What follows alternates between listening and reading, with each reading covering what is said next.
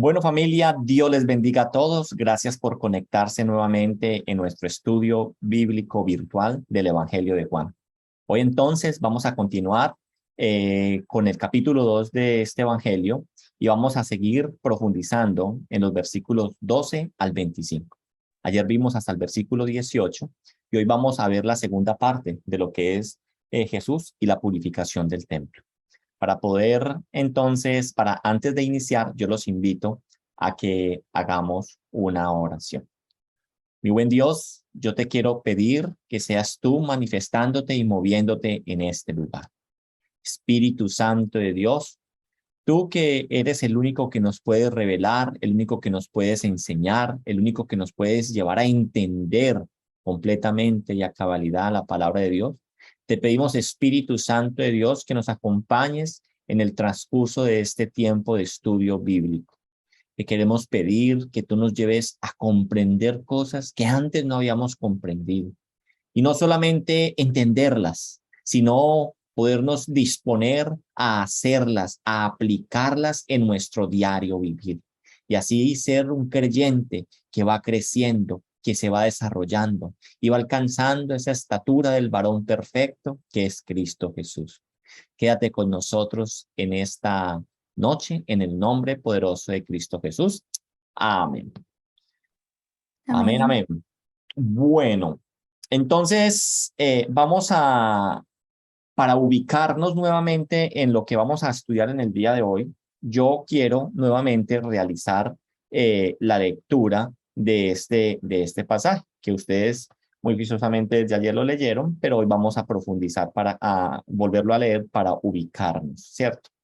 Dice la palabra de Dios, capítulo 2, Juan, versículo 12, a partir del versículo 12, dice: Después de esto, descendieron a Capernaum, él, su madre, sus hermanos y sus discípulos.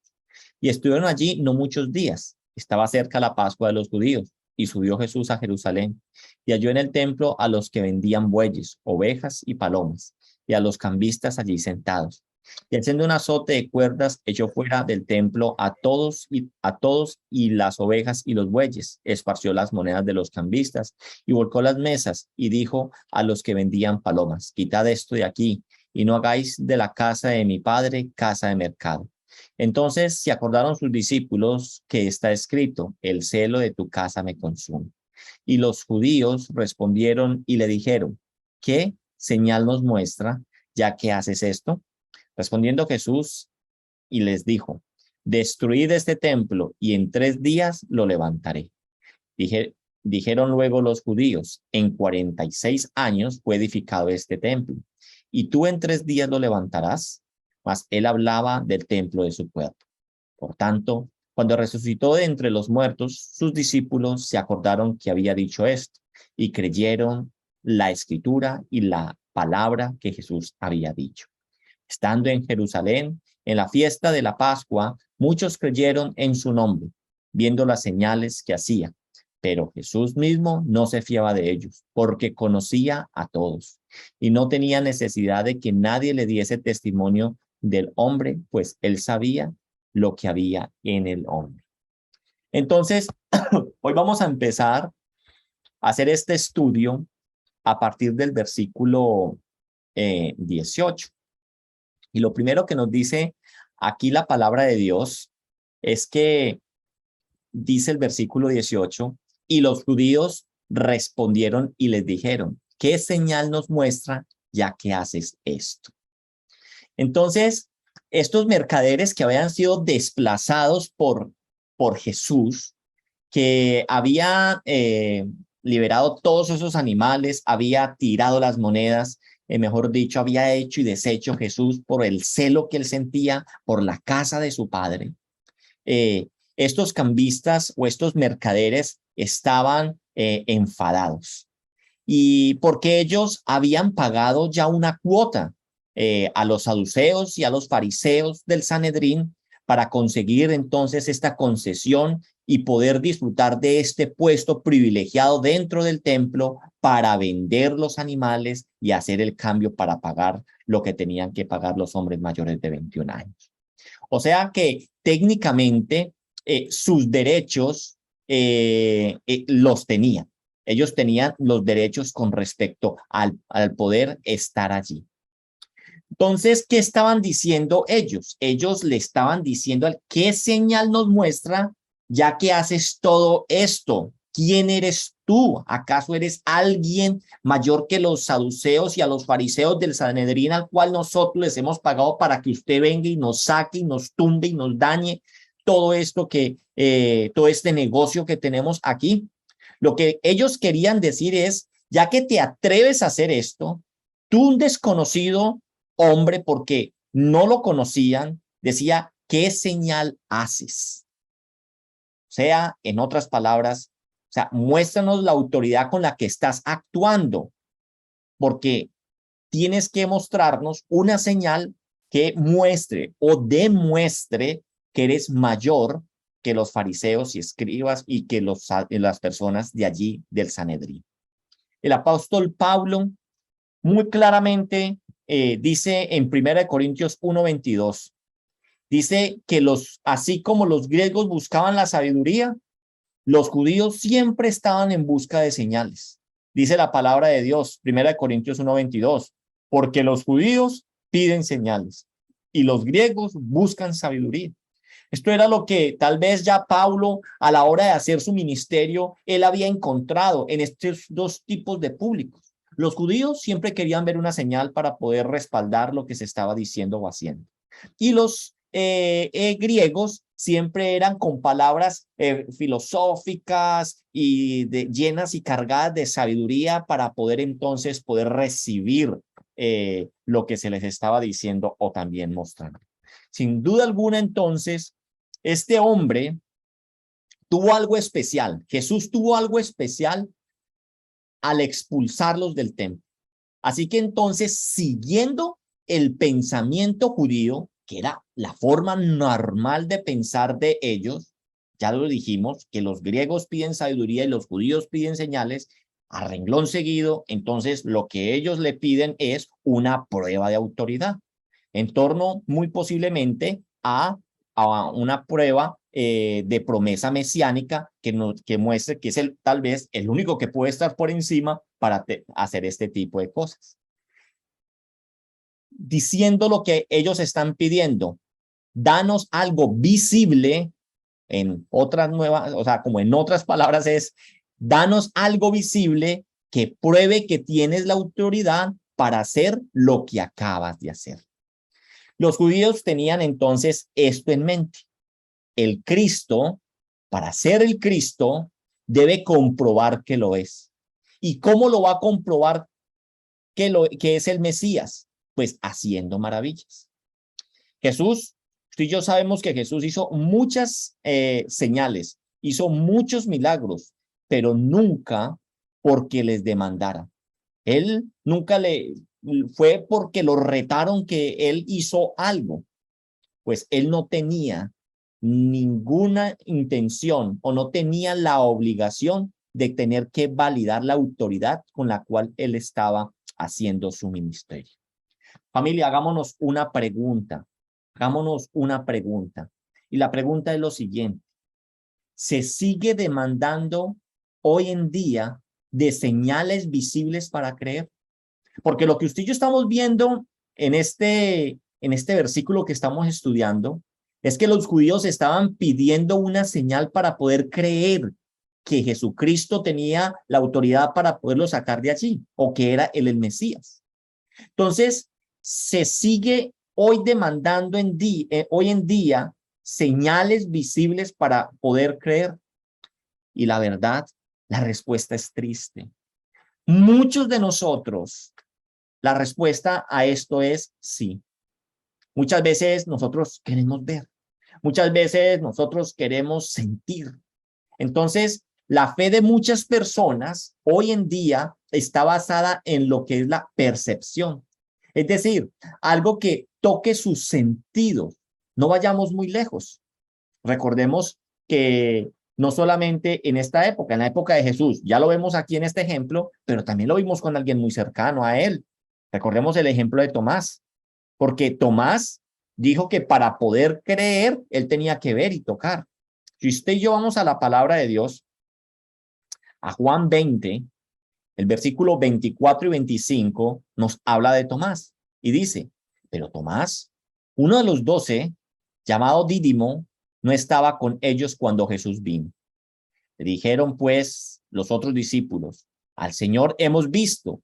Él les dijo, si no viere en sus manos las señales de los clavos y metiere mi dedo en el lugar de los clavos y metiere mi mano en su costado, no creeré. Juan 20, del 26 al 29. 8 días después, estaban otra vez sus discípulos dentro y con ellos Tomás.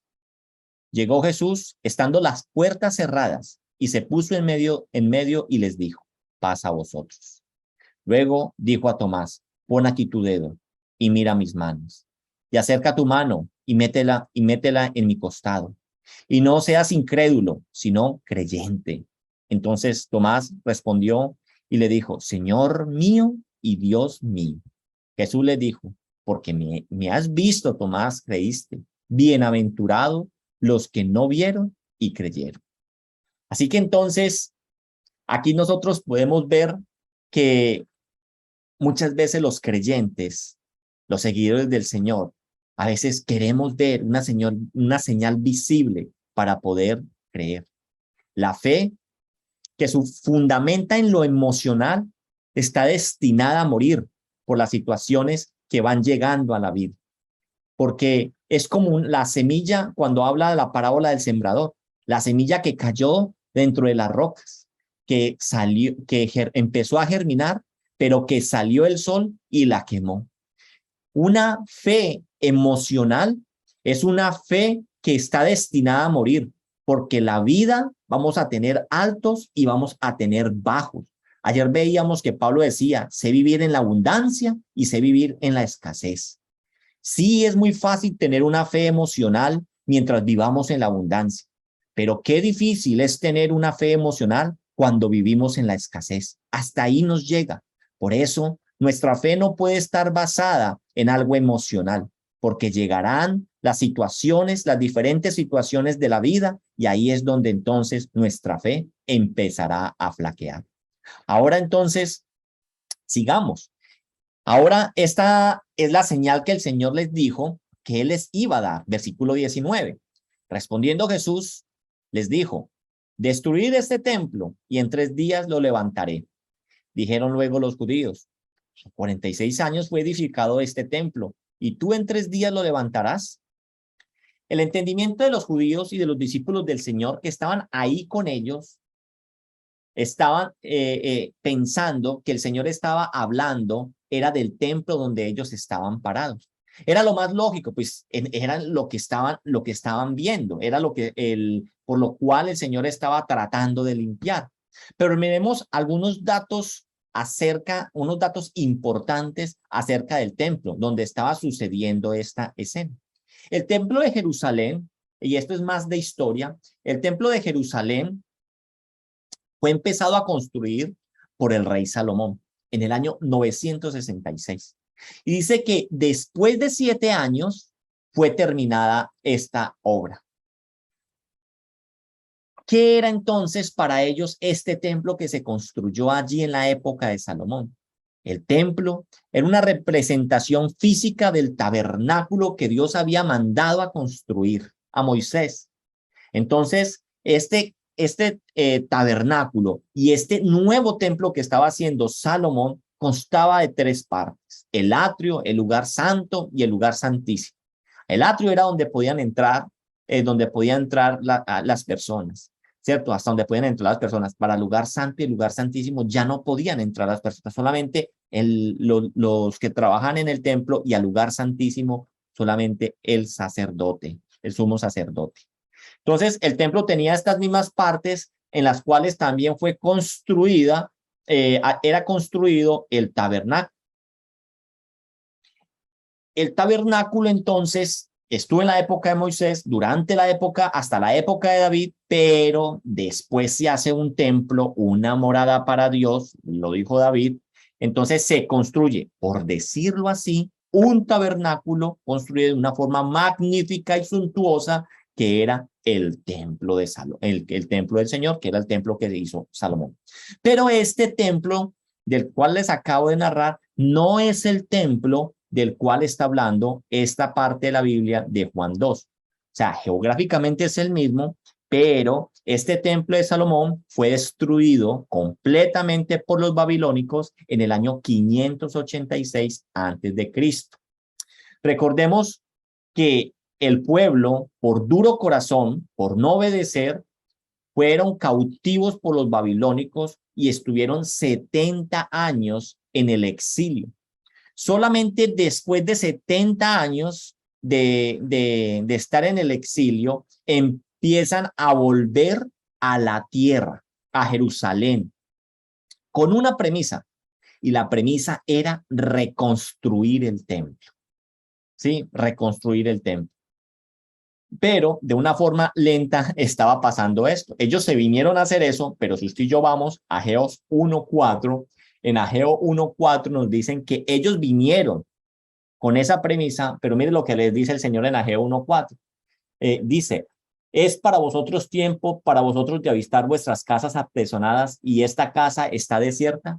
De una forma entonces muy lenta estaban ellos dedicados más a construir sus propias casas que verdaderamente construir a lo cual ellos habían ido, a reconstruir el templo.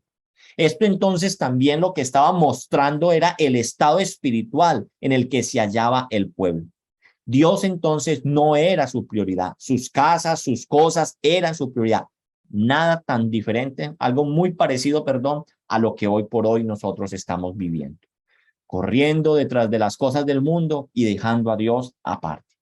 Pero este tampoco fue el templo del cual está hablando Juan, porque luego, 20 años antes de Cristo, Herodes el Grande,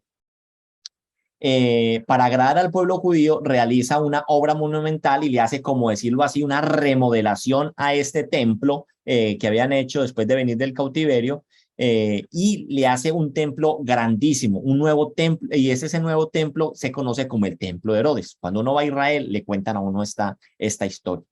Y en la época de nuestro Señor Jesucristo, dicen ellos, en el versículo dice que han pasado 46 años donde la gente de Herodes y todos están levantando este templo, modernizándolo y volviéndolo como lo están viendo en este momento para construirlo. Y sabemos que aún en la época de Jesús, ese templo no estaba terminado. Se dice que el templo se terminó completamente alrededor del año 64 después de Cristo. O sea que se demoraron unos 84 años para construir esta obra tan grandiosa.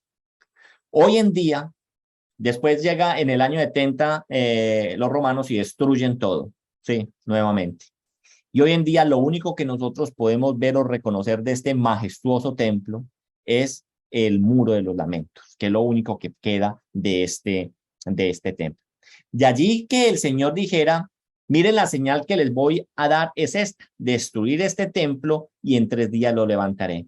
Y esto era entonces, claro, una afirmación absurda para aquellos que creían que estaba hablando del templo donde estaban parados. En otras palabras, no entendían lo que el Señor les estaba diciendo. Ellos no entendían que si esto se ha demorado tantos años, ¿cómo lo va a construir él en 3 días?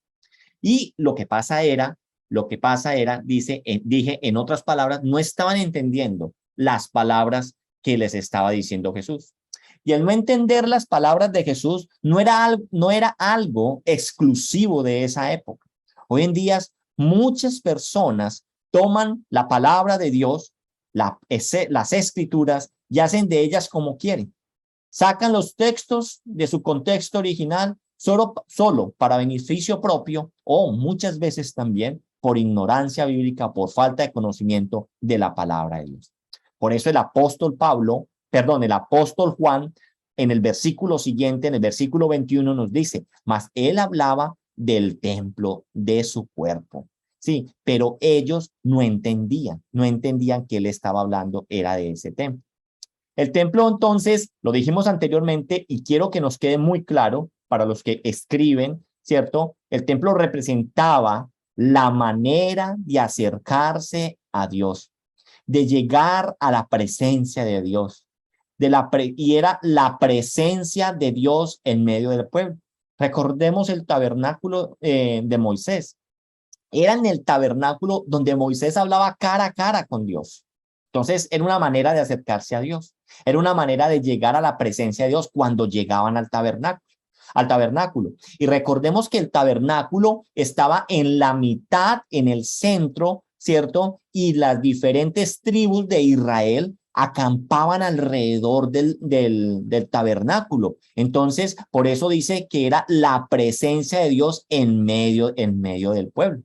Ahora entonces, Jesús es precisamente eso, la manera de acercarnos a Dios.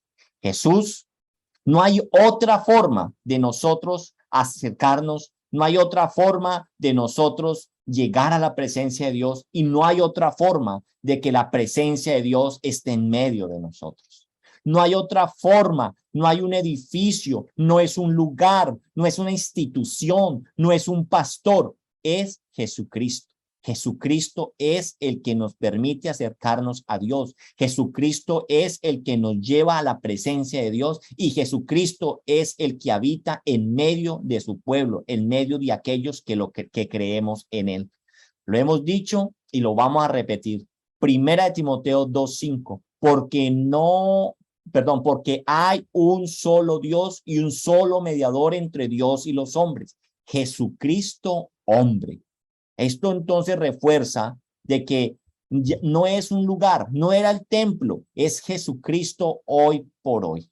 Y Juan 14:6 nos dice, yo soy el camino, la verdad y la vida y nadie viene al Padre si no es a través mío. Así que nadie puede llegar a la presencia de Dios, que era lo que representaba el templo. Nadie puede llegar a la presencia de Dios si no es a través de Jesucristo, porque Él es el camino, Él es la verdad, Él es la vida y nadie viene al Padre sino a través de Él.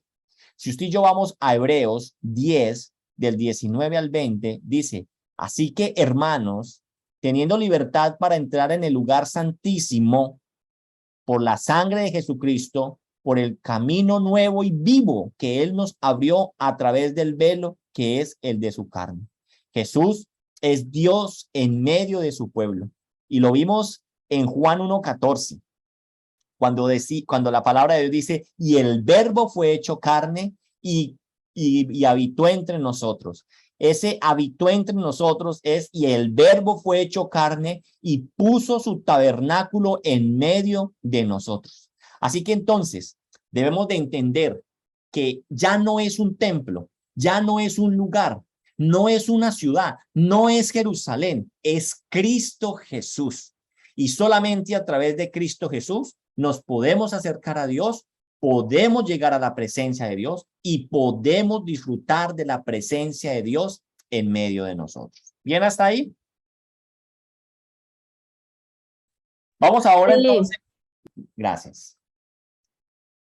Ahora entonces vamos a pegar un brinquito. Vamos a pegar un brinquito, seguiría el versículo 22, pero vamos a pegar un brinquito al versículo 23. Y acá en el versículo 23 vamos a analizar algo con respecto al versículo 22.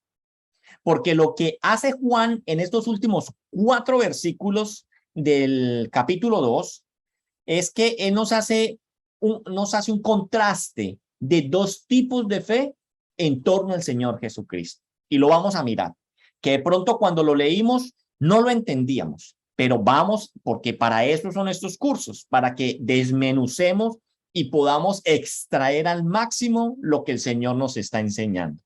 Mire lo que dice el versículo 23 al 25. Dice, estando en Jerusalén, en la fiesta de la Pascua, muchos creyeron en su nombre viendo las señales que hacía.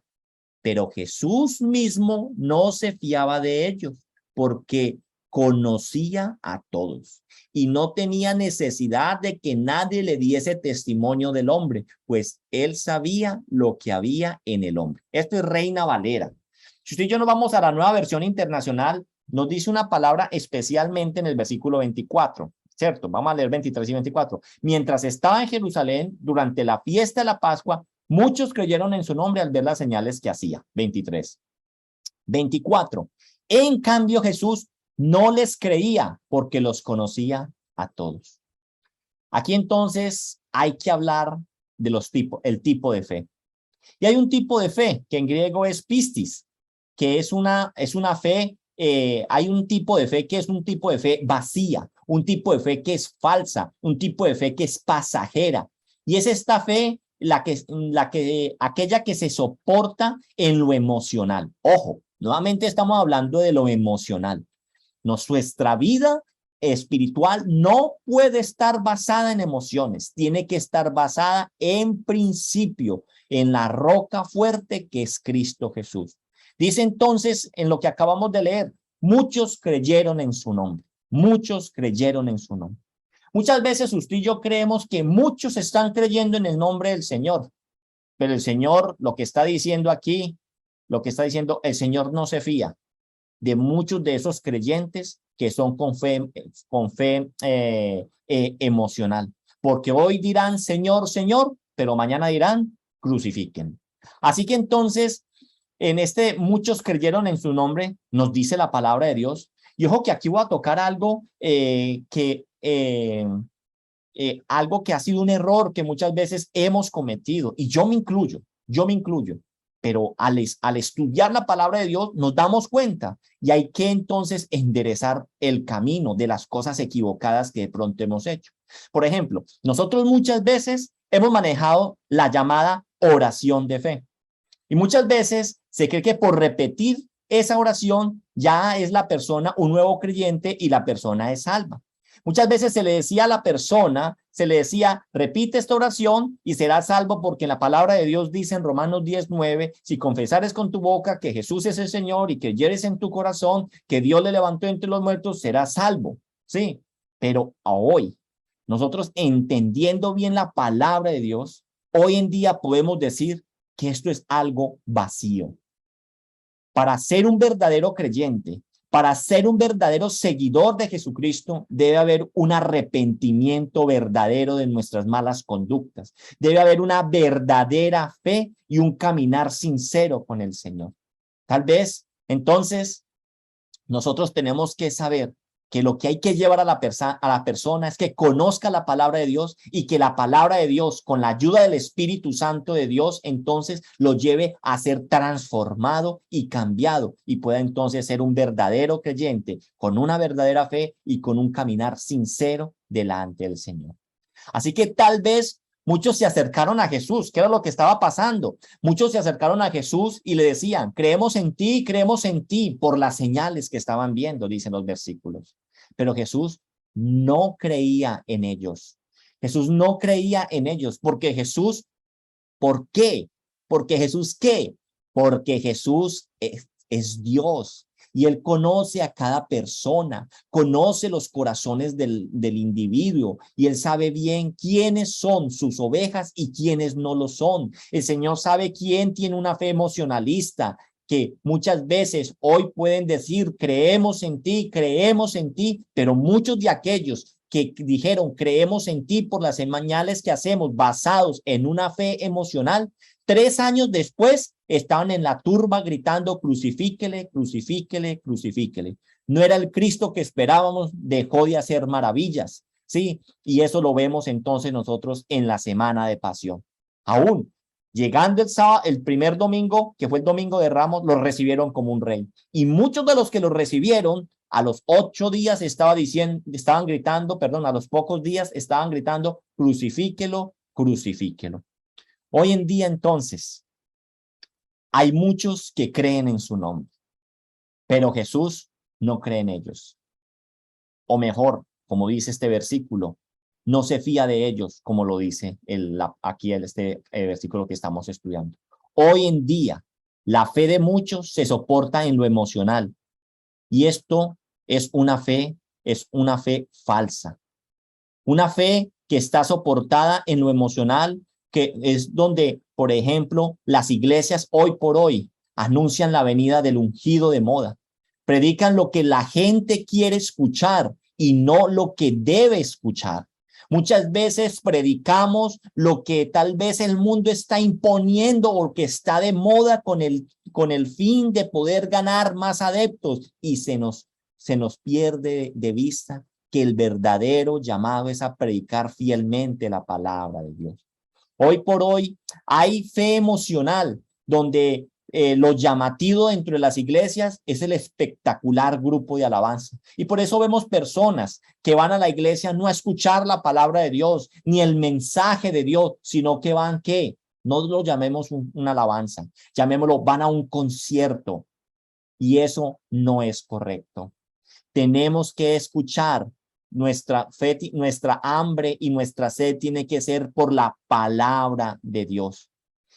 También vemos entonces personas emocionales que van de iglesia en iglesia buscando ministraciones, a ver dónde es que verdaderamente se siente el poder y dónde es que hay señales para seguir, o van en búsqueda de una sanidad, y como mismo a Jesús le pasó, a muchos sanó y muchos se perdieron, y muchos fueron también de aquellos que dijeron crucifíquele, crucifíquele.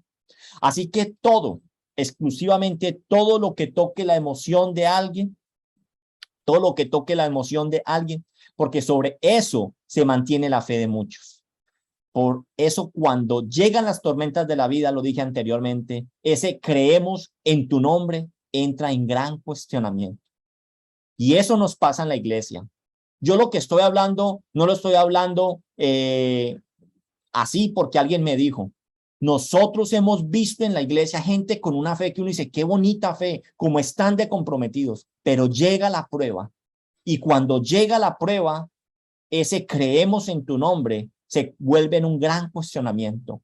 Y vemos a aquellas personas que tenían un compromiso alto en la iglesia, ahora con un compromiso alto en otras cosas que no tienen nada que ver con Dios. A mí me da tristeza ver personas que tenían supuestamente su fe puesta en Dios, hoy por hoy abalanzándose y abrazando aún, por ejemplo, que el yoga, que el coaching y todo este tipo de cosas, creyendo que eso sí les va a dar verdaderamente lo que él va a poder llenar el vacío que muchas veces tienen por dentro. Ahora sí, entonces, devolvámonos al versículo 21. Perdón, al versículo 22. Ahora habíamos leído en el versículo 21, mas él hablaba del templo de su cuerpo. Cuando había dicho esto, cierto, de que iba a destruirlo y que lo construiría en 3 días. Pero el versículo 22 dice, por tanto, cuando resucitó entre los muertos, sus discípulos se acordaron que había dicho esto. ¿Qué? Lo del versículo 21. Y creyeron la escritura y la palabra que Jesús había dicho. Miremos en dónde se soporta la fe de estos. Porque si somos conscientes, aquí también el evangelista está diciendo que aquí hay otros que también creyeron. Pero ¿en dónde se basa o en dónde se soporta la fe de estos del versículo 22? Dice la palabra de Dios que se soporta en la escritura y la palabra de Jesús. Ahora entonces, la pregunta es, ¿quién les dio esta capacidad? Porque si somos conscientes, Juan nos dice que ellos, que esto sucedió cuando el Señor resucitó. Dice, se acordaron que había dicho esto. O sea, 3 años después de tantos acontecimientos que vieron durante esos 3 años, tuvieron la capacidad de recordar estas palabras exactas y precisas y darles el sentido que el Señor quería que ellos tuvieran. ¿Cómo sucede entonces esto? ¿Quién les da esta capacidad? ¿Quién nos da a nosotros esta capacidad? El Espíritu Santo de Dios. Porque después de su resurrección, 50 días después, el Espíritu Santo de Dios vino a morar en ellos y está en Hechos 2. Y Juan 14:26 nos dice, mas el Consolador, el Espíritu Santo, a quien el Padre enviare en mi nombre, él os enseñará todas las cosas. Y ojo, y os recordará todo lo que yo os he dicho. O sea, el Espíritu Santo nos da la capacidad de poder entender lo que está en la palabra de Dios. Y les dio la capacidad a estas personas de recordar 3 años después lo que el Señor Jesús había dicho. Así que entonces, la confianza en Dios no se basa en emocionalismo, se basa en capacidad, capacidad que solo viene a través del Espíritu Santo de Dios. El Espíritu Santo de Dios, quien ilumina la Escritura y nos ayuda a entender a cabalidad todo lo que está escrita en ella. Por eso siempre debe haber una unión constante entre Espíritu Santo de Dios y palabra de Dios, para poder extraer, para poder entonces disfrutar de la forma más íntima de una relación de padre e hijo, y de un creyente que verdaderamente es ejemplo y que da testimonio del Cristo resucitado. Así que volvamos a lo que hemos dicho anteriormente. ¿Necesitan aquellos que tienen el Espíritu Santo de Dios señales para creer en su nombre? ¿Usted y yo necesitamos de señales para poder creer en el nombre del Señor? La respuesta entonces tiene que ser no, porque tenemos la Escritura y en ella se soporta nuestra vida. Tenemos el Espíritu Santo de Dios que nos ayuda a comprender todo, porque el Espíritu Santo nos ilumina y nos ayuda a entenderla. Familia, no vivamos por emociones nuestra vida espiritual. Vivámosla parados firmemente en la Escritura y en el poder del Espíritu Santo nos da para poder comprender y para poder tener la capacidad de tener en nuestra mente y en nuestro corazón la palabra de Dios, y así poderla vivir todos los días de la vida. Porque sin señales y teniendo una fe verdadera y no fingida, basados en la palabra de Dios y el Espíritu Santo, pueden venir tormentas, pueden azotar nuestra vida, pero cuando pase, nuestra vida permanecerá firme, porque no vivimos por emoción, vivimos por principio, vivimos en la palabra de Dios y porque el Espíritu Santo nos sostiene a cada momento. Amén. Amén. Yo los invito a que oremos y luego de orar, si alguno tiene alguna pregunta, Amén. bien pueda. ¿Listo? Vamos a orarle a Dios. Mi buen Dios, gracias por todo lo que hoy tú nos expones en la palabra de Dios. Gracias, Espíritu Santo de Dios, porque tú nos iluminas. Gracias, Espíritu Santo de Dios, porque tú nos ayudas a comprender. Gracias, Espíritu Santo de Dios, porque tú nos das la capacidad de poder comprender a cabalidad cada palabra que Cristo habla y cada palabra que está escrita en esta manual de vida para nosotros, que es la palabra de Dios. Ayúdanos a tener una fe basada en la palabra de Dios y en el Espíritu Santo. Ayúdanos a no ser emocionales. Ayúdanos a no estar detrás de señales para saber que tú existes, para saber que tú me amas, cuando tú me has amado con amor eterno desde la eternidad. Hoy yo te pido que tú nos ayudes entonces a desarrollar todos los días nuestra fe y a poder ser esos discípulos que verdaderamente creen, que verdaderamente avanzan.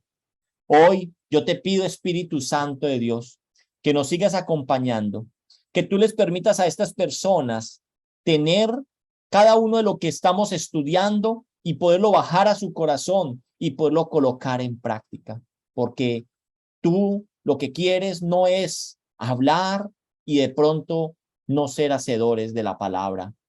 Ayúdanos a escuchar, pero ayúdanos a hacer. Y así entonces poderte glorificar con nuestro actuar. Te alabamos y te bendecimos, Señor, y nos quedamos en tu presencia, en el nombre poderoso de Cristo Jesús. Amén y amén. Amén. Amén. Amén.